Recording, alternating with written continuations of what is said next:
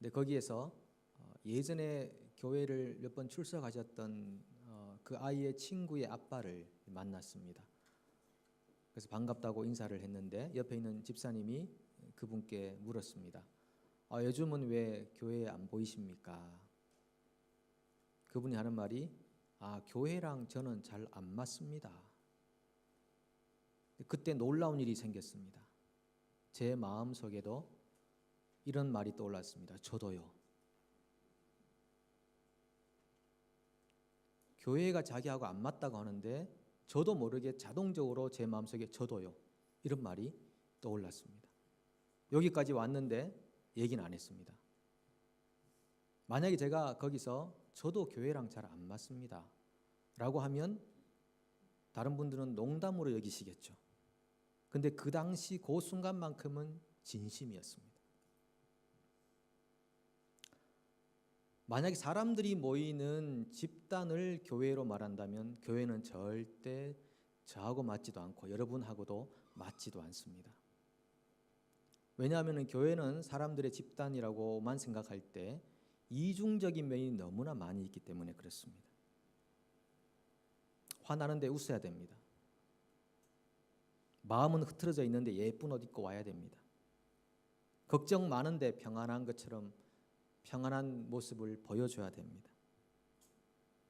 주위 시선 때문에 고운 말 써야 됩니다. 옆 사람이 예쁘지도 않은데 멋지지도 않은데 이런 인사말 시키잖아요. 뭐 예쁜 게 죄라면 당신은 사형감입니다. 이 거짓말인데 이런 인사도 하라 그러니까 강요당해서 하고 날씬하게 보이지도 않는데 오늘 이렇게 살이 많이 빠졌어요. 이렇게 얘기해줘야 되고 잘 안 믿겨지는데 믿으라고 막 강요당하고 조용히 지내고 싶은 성격인데 막 어울려 살아라고 그런 요구를 받고 사람 눈치 보면서 헌금도 좀 해야 되고 내 시간 내 사생활을 확보해서 살고 싶은데 와서 봉사하고 손에 물 담그라 그러고 일하라 그러고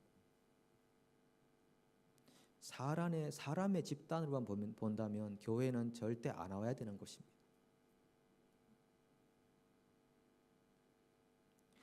하지만 저도 그렇고 여러분도 그렇고 교회 다니시잖아요. 지난주에 오셨고 이번 주에 오셨죠. 다음 주도 오실 거잖아요. 왜 그러십니까? 그런데 교회는 또 봉사하고도 요거도 먹는 집단입니다. 뒤에 소리가 좀 안 나오면 소리 울렸다고 예배 후에 또 얼마나 많은 또 소리가 들어가는지 미디어 영상 제때 안 틀었다고 그렇게 미리 준비하라고 예배 끝나고 밥 먹을 때 쌀 좀 덜 익었다고 또 뭐 돌을 주느냐 그러고 그러니까 열심히 일하고 요거도 먹고 그 사실은 교회는 안 와야 되는 집단입니다. 올 필요가 없는 집단이죠. 그런데 매주 보인다는 겁니다. 왜 우리가 그런 집단임에도 불구하고 이곳에 모이는가? 우리 교회만 그런 게 아니라 대부분의 교회가 왜 그런가? 그보다 더 인간의 집단이라는 모양보다 더 뛰어넘는 중요한 것이 있기 때문에 그렇지 않겠습니까? 그것을 충분히 커버하고도 남을 만한 뭔가 영적인 것이 있기 때문에 그런 거 아니겠습니까? 저는 그것을 구원이라고 생각합니다. 만약에 구원이라는 것이 없으면 교회에 모이는 우리의 이 에너지와 모임은 쓰잘데기 없는 일이 되고 마는 것입니다. 그러면 교회에 출석하면 구원이 되는 겁니까? 성경은 그렇게 말하지는 않습니다. 정확하게 표현한다면 믿음으로 구원받는다고 합니다. 에베소서 2장 8절에 뭐라고 합니까? 너희가 그 은혜를 인하여 믿음으로 말미암아 구원을 얻었나니. 믿음으로 구원받는답니다. 로마서 1장 17절에도 복음에는 하나님의 의가 나타나서 믿음으로 믿음에 이르게 하나니 그러므로 오직 의인은 믿음으로 말미암아 살리라. 그러니까 믿으면은 구원도 받고 믿으면은 살고 의인이 되고 한다고 하니까 그러면 교회가 단순한 인간의 집단이 아니라 뭔가 믿음이라는 것이 있어서 그 믿음으로 구원을 받는 곳이구나. 그래서 힘들지만 때로 이중적인 면을 가질 수밖에 없는 상황이지만 그러나 우리는 교회에 지속적으로 출석을 하고 있습니다. 고린도후서 13장 15절이 이렇게 말합니다. 너희는 믿음 안에 있는가 너희 자신을 시험하고 너희 자신을 확증하라. 믿음으로 용서받고 구원받고 영생 얻는다고 하는데 그러면 내가 믿음을 가지고 있는가 없는가를 어떻게 아느냐는 겁니다. 사도 바울이 그런 것을 알고 테스트 해보라고 하는 것입니다. 이것은 불신자들에게 주는 메시지가 아니고 이미 고린도 교회에 등록하여 다니고 있는 신자들에게 주는 메시지입니다. 너희가 과연 믿음 안에 있는가 자신을 시험해보라. 어떻게 시험해봐야 내가 믿음이 있는가, 구원받을 믿음이 있는가 알 수 있겠습니까? 결혼하시고 한 20년쯤 되신 분 여기 계시죠? 20년 동안 여러분들은 줄곧 다이어트에 대해서 들어오셨습니다. 다이어트를 해야 된다.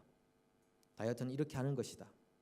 그리고 다이어트에 성공했던 비결들, 성공했던 사람들의 간증을 많이 들어왔을 것입니다. 그러므로 여러분들도 다이어트를 하고 있다고 생각해 왔을 것입니다. 20년 동안 다이어트를 했던 그 결과 현재 여러분의 몸은 다이어트가 잘 반영되어 있는 몸이 되었습니까? 알고 보면 대부분은 다이어트에 대해서 듣고 알고 보았던 것을 마치 내가 다이어트를 했던 것처럼 착각하는 경우들이 있습니다. 결혼하고 20년 되신 우리 성도님들 대부분은 다이어트 안 하셨습니다. 스스로 한다고는 생각했지만 다이어트 안 하셨습니다. 그래서 내가 다이어트를 했는지 안 했는지를 어떻게 체크할 수 있는가, 시험할 수 있는가? 거울을 보십시오. 알게 될 겁니다. 그리고 그것도 잘 모르시겠거든 저울로 가십시오. 알게 될 겁니다. 그러니까 내가 다이어트를 했는지 안 했는지에 대한 얼마나 이게 공감이 됐으면은 이게 뭐 참다 못해 그냥 줄이 다 떨어지네. 여러분 시선이 괜찮습니까? 좀 올릴까요? 올려주시죠.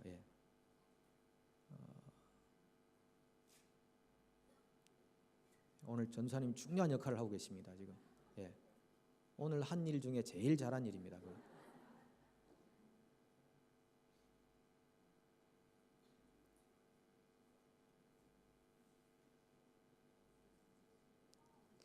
수습이 안 됩니다. 됐습니다.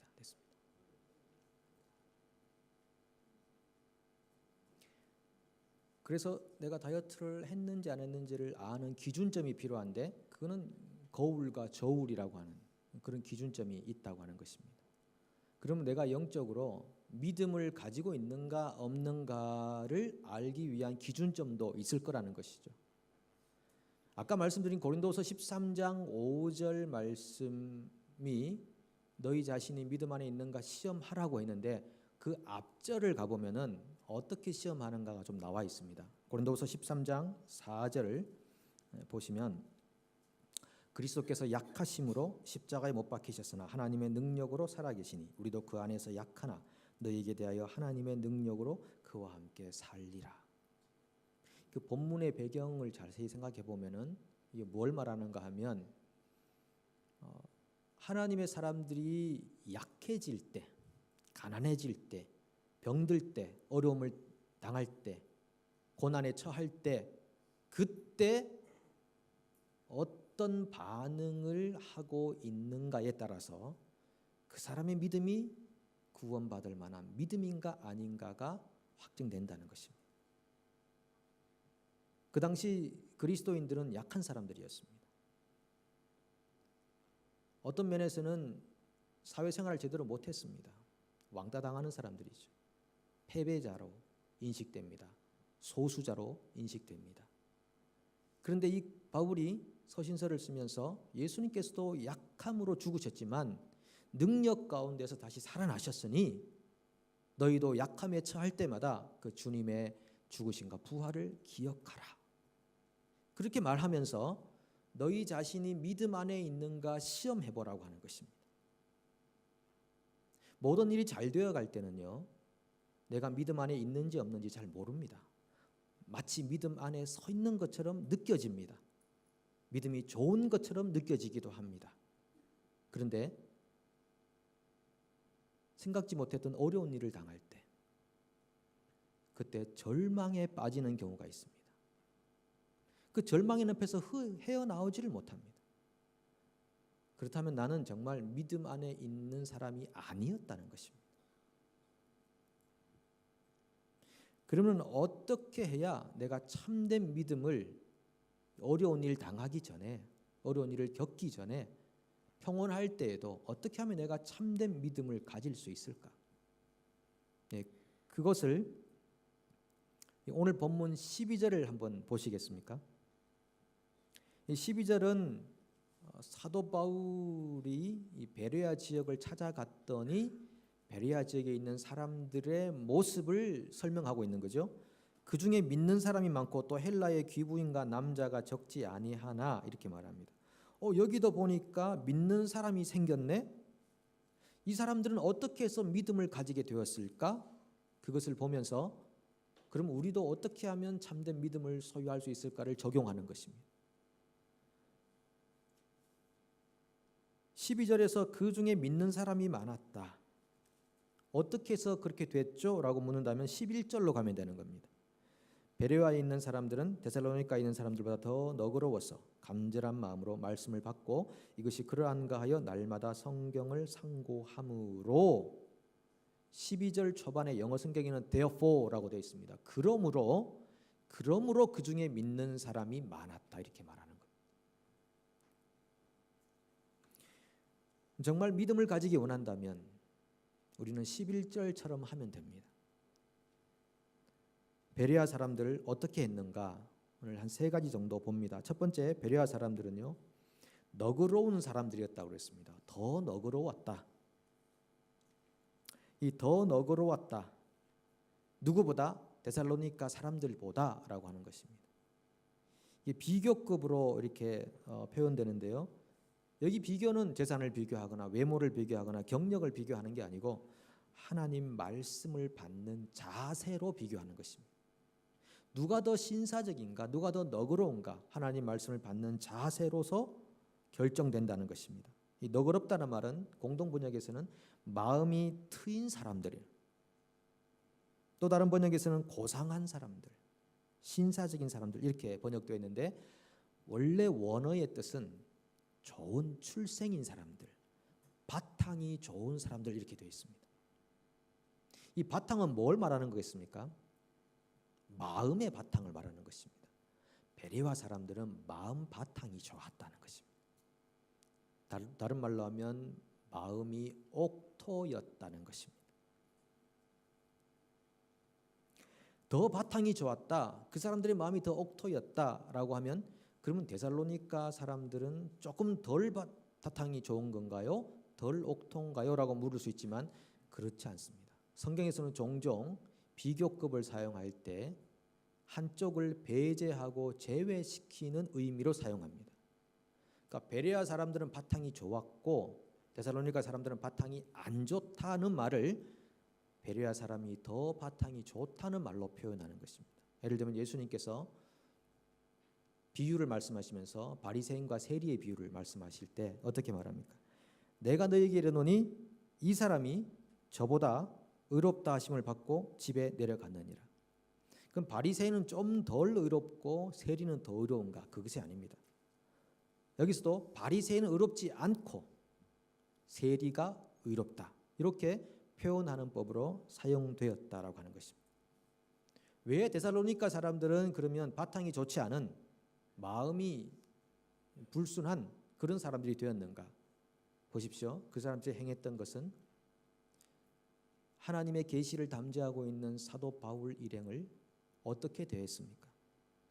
지역의 깡패들을 동원했습니다. 시장에서 돈을 거두면서 시민들을 압박하는 그런 조폭이죠. 깡패들을 동원해서 사도 바울 일행을 핍박했던 것을 우리는 볼 수 있습니다. 그런 현상들을 보면서 사도 바울이 말합니다. 데살로니가 사람들은 바탕이 좋지 않은 사람들이었다. 무엇으로 바탕이 좋다, 바탕이 안 좋다로 결정되는 것입니까? 말씀을 받는 자세로서 결정이 된다라고 하는 것입니다. 그래서 가장 중요한 부분이 마음 바탕입니다. 예수님께서도 씨 뿌리는 비유를 하면서 얼마나 강조하셨습니까? 길가에 가시밭에 돌짝밭에 아무리 씨를 뿌려봐야 열매가 나지 않습니다. 헛수고하는 것이죠. 옥토에 뿌려진 씨앗만 열매를 맺게 되는 것입니다. 로마서 12장 12절은 뭐라고 합니까? 마음을 새롭게 함으로 변화를 받으라. 변화는 마음으로부터 출발되는 것입니다. 마음이 딱딱하게 굳어져 있고 가시가 삐죽삐죽 나와 있으면은 아무리 말씀이 그 속에 들어가도 절대 열매를 맺을 수 없다는 말씀이죠. 마음이 그런 상태에서 말씀 읽고 듣고 연구하고 묵상해 봐야 고집만 세지는 것입니다. 여러분, 영적 성장이 뭡니까? 믿음의 성장, 영적 성장. 무엇을 보고 믿음 생활을 판단할 수 있습니까? 신앙생활 했던 연조, 그것이 말해줍니까? 아닙니다. 외적인 모양이 말해줍니까? 아닙니다. 직분이 말해줍니까? 그것도 아닙니다. 신학 공부했다고 그것이 결정적으로 말해줍니까? 아닙니다. 좋은 믿음이라는 것은, 영적 성장이라는 것은 내가 죽고 내 안에 그리스도가 사는 것입니다. 지금까지 내 인생을 내가 주관하고 판단하고 결정해 왔지만, 그러나 주님이 그 인생의 자리에서 주인 되어서 한 번쯤 내 인생을 다시 한번 생각해 보게 만드는 그 일을 하게 하시는 그 역사가 있을 때 내가 믿음이 성장했다라고 표현할 수 있는 것입니다. 그래서 우리가 하나님 앞에 기도할 때 이런 기도 많이 해야 됩니다. 하나님, 제 마음에 부드러운 마음을 주십시오. 성령이 역사하시면 에스겔서에서 나오는 말씀, 에레미야에서 나오는 말씀 보십시오. 성령이 역사하면 굳은 마음을 제하고 부드러운 마음을 주겠다고 하셨거든요. 그러니까 우리가 그런 소망을 가져야 되는 것입니다. 하나님, 제 마음에 딱딱하게 굳어져 버린 이 마음, 어쩌면 찔러도 피 한 방울 나오지 않을 것 같은 이 마음을 주님 앞에서 부드러운 마음이 되게 하여 주시옵소서. 이 기도가 간절하게 여러분 가운데 있어야 하는 것입니다. 두 번째는 베레아 사람들은 간절한 마음으로 말씀을 받았다라고 했습니다. 사모하는 심정으로 말씀 앞에 서는 것입니다. 사슴이 시냇물을 찾기에 갈급하다 이렇게 표현하잖아요. 그러다가 사슴이 시냇물을 만나보십시오. 어떻게 합니까? 벌컥벌컥 물을 마시지 않겠냐라고 하는 것입니다. 그러니까 간절한 마음으로 말씀 받는다는 것은 물을 들이마실 준비가 된 상태, 그 상태로 하나님 말씀 앞에 서는 것입니다. 또 베드로는 어떻게 권면합니까? 갓난 아기처럼 순전하고 신령한 저주를 사모하라 이렇게 말합니다. 여러분, 갓난 아기가 어떻게 합니까? 제가 한 번씩 유아들 헌하기도 할 때 이렇게 딱 안으면은 막 쉰 냄새가 납니다. 아이들한테서 우유를 젖을 하도 많이 먹어가지고 쉰 냄새가 나죠. 아이들이 젖을 먹을 때 어떻게 합니까? 배를 퉁퉁 튕기면서 뭐 더 이상 제가 안 먹어도 되겠습니다. 저는 안 먹어도 되지만 어머니가 그렇게 제게 젖을 공급해 주시니 좀 먹어는 드리겠습니다. 이 거만한 상태로 젖을 먹습니까? 그러면 아이가 아마 피골이 상접해서 아마 그런 빼짝 마른 그런 아이가 될 겁니다. 아이는 어미 품 안에서 젖을 주는 대로 다 받아 먹습니다. 먹고 배부르면 잡니다. 먹고 자고. 그래서 아마 설교 시간에도 잘 주무시는 분들이 계신가 봐요. 말씀 먹고 자고 이렇게 하셔가지고. 그 아이가 신령한 젖을 사모해서 어머니 품에서 젖을 막 빨아먹듯이 우리의 마음 상태가 부드러운 마음이 되고, 그리고 하나님 말씀을 빨아먹는 것입니다. 내게 말씀해 주시옵소서. 내게 말씀해 주시옵소서. 그런 간절한 마음으로 물을 들이마실 준비된 상태로 하나님 말씀 앞에 서는 것이죠. 그래서 하나님 말씀을 들을 때 아멘이 되는 것입니다. 뭐 소리를 내어 아멘해도 좋고 아니면은 속으로 아멘해도 좋고 정말 아멘이 되는 것입니다. 아멘은 뭡니까? 동의한다. 그렇게 되는 줄로 믿는다. 그런 뜻 아니겠습니까? 예수님께서는 그래서 제자들에게 자주 물으셨습니다. 너희가 믿느냐? 너희가 이것을 믿느냐? 계속해서 믿느냐 물으셨습니다. 성경은 여러분, 성경을 통독하시고 성경을 읽기 위해서는 믿음을 기반으로 하지 않으면요 절대로 성경은 열리지 않습니다. 창세기 1장 1절 딱 폈는데 태초에 하나님이 천지를 창조하시니라. 여기서 굉장한 갈등을 하게 되는 것입니다. 이걸 읽어야 돼 말아야 돼.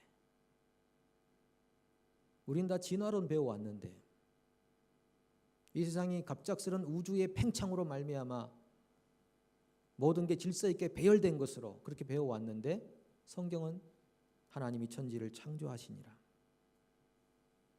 안 믿겨지면 덮어버리는 것입니다. 처음부터 성경은 우리에게 믿느냐를 요구하는 것입니다. 이 사실을 믿느냐? 그렇다면 2절로 가라는 것입니다. 그래서 우리 안에 하나님의 말씀이 들려올 때 아멘, 제가 믿습니다, 제가 동의합니다, 그것을 받아들입니다, 이렇게 할 때 그때부터 변화의 역사는 일어나는 것입니다. 왜냐하면 이 하나님의 말씀은 글이 아니라 영입니다. 요한계시록 3장 20절 아주 중요한 구절이죠. 한번 같이 읽어보겠습니다. 볼지어다 내가 문 밖에 서서 두드리노니 누구든지 내 음성을 듣고 문을 열면 내가 그에게로 들어가 그로 더불어 먹고 그는 나로 더불어 먹으리라. 이것은요 전도하기 위해서는 구절이 아닙니다. 이미 예수를 믿고 있는 교회에게 주는 메시지죠. 내가 문 밖에서 두드린다. 어떻게 해요? 하나님의 말씀이 선포되는 가운데 예수님께서 여러분의 마음문 밖에서 마음문을 두드리고 계시는 것입니다. 근데 문을 열면은 내가 너에게 들어가서 너와 더불어 먹겠다. 우리 신앙생활은 주님과 함께 먹고 마시는 것입니다. 그렇지 않으면 주님이 못 들어온다고 말씀하시는 것입니다. 노멘 아니요. 저 말씀은 이게 틀렸고 저 말씀은 저게 틀렸고 내 상황에 맞지 않고 계속 거부하면서 어떻게 신앙이 성장하겠냐는 것이죠. 어떻게 변화가 생기며 어떻게 영적인 것들을 이해할 수 있겠냐라고 하는 것입니다. 간절한 마음으로 말씀 받았던 베레아 사람들, 예 그렇습니다. 아멘. 제게 주시는 말씀입니다. 제가 동의합니다. 이렇게 될 때 변화는 일어나는 것이죠. 그리고 예수님께서 뭐라고 하십니까? 너희가 문을 열면 내가 너에게 들어가겠다고 말씀하십니다. 이건 뭐냐 하면은 인생의 주인이 바뀐다는 것입니다. 우리는 조금만 방심하면 내 인생의 주인 자리에 내가 딱 앉아 있습니다. 또아리를 틀고 딱 앉아 있습니다. 나를 조금만 건드리기만 내 생각과 조금만 다릅니다.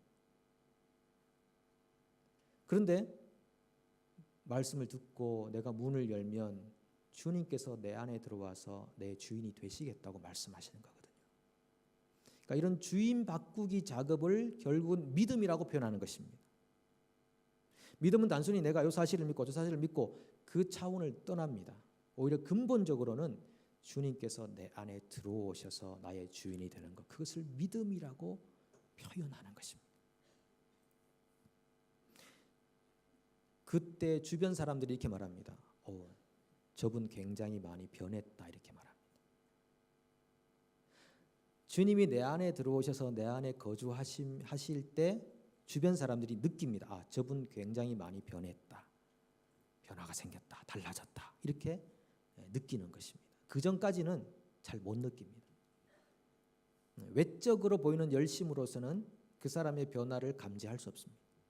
그러나 정말 주님께서 우리가 말씀 들으면서 마음을 열고 주님을 받아들일 때 그때 주변 사람들이 압니다. 변했다. 세 번째, 베레아 사람들은 이것이 그러한가 하여 날마다 성경을 상고하는 사람들이었습니다. 일단은 아멘으로 동의를 하고 그 다음에 정말 이것이 맞는가 그러한가 성경을 신중하게 판단하고 조사했던 그런 것들을 상고라고 이렇게 표현하는 것입니다. 성경을 연구했다라고 하는 것입니다. 여러분, 영어를 잘하기 위해서는 어떻게 해야 됩니까? 영어에 많이 노출이 돼야 됩니다. 영어를 쓰는 환경 속으로 들어가야 됩니다. 말하고 듣고 읽고 쓰고 계속 반복하면서 영어에 노출된 시간을 많이 가져야 되는 것입니다. 영적인 원리도 그와 같은 것이죠. 우리가 믿음이 생겨나고 영적으로 성장하기 위해서는 어떻게 해야 됩니까? 말씀에 노출돼야 됩니다. 말씀을 읽고 듣고 쓰고 말하고, 이 말씀 생활에 충분히 내가 노출되어서 부드러운 마음을 가지고 겸허한 마음을 가지고 설 때, 그때 믿음이 성장하는 것입니다. 영어가 늘듯이 믿음이 성장하게 되는 것입니다. 그렇게 우리가 말씀을 읽고 듣고 말하고 쓸 때 그 말씀을 통해서 예수님께서 내 인생 안에 들어오신다는 것입니다.